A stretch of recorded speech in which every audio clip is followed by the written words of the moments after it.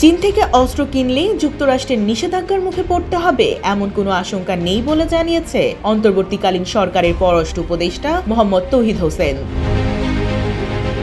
মঙ্গলবার সন্ধ্যায় পররাষ্ট্র মন্ত্রণালয়ের সাংবাদিকদের প্রশ্নের জবাবে তিনি বলেন, বাংলাদেশ সবসময় ভারসাম্য নীতি অনুসরণ করেছে এবং ভবিষ্যতেও করবে। কোনো দেশের প্রতি ঢাকা ঝুঁকে পড়ে না।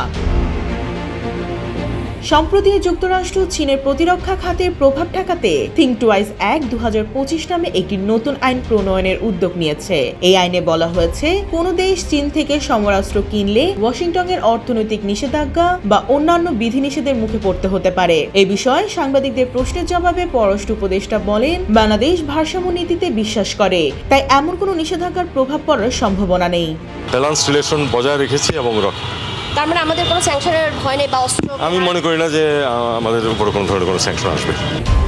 জানা গেছে, চীনের তৈরি 20টি জে-10 যুদ্ধবিমান কেনার পরিকল্পনা অনুমোদন করেছে বাংলাদেশ। পাশাপাশি দেশটি থেকে সারফেস টু এয়ার মিসাইল ও দূরপাল্লার রেডার সংগ্রহেরও সিদ্ধান্ত নিয়েছে অন্তর্বর্তী সরকার।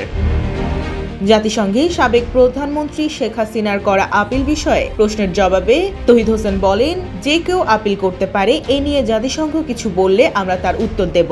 এছাড়া ভারতের সাম্প্রতিক জঙ্গি হামলার ঘটনায় বাংলাদেশকে জড়ানো ভারতীয় গণমাধ্যমের কিছু প্রতিবেদন সম্পর্কে তিনি বলেন, ওই খবরগুলো সম্পূর্ণ ভিত্তিহীন।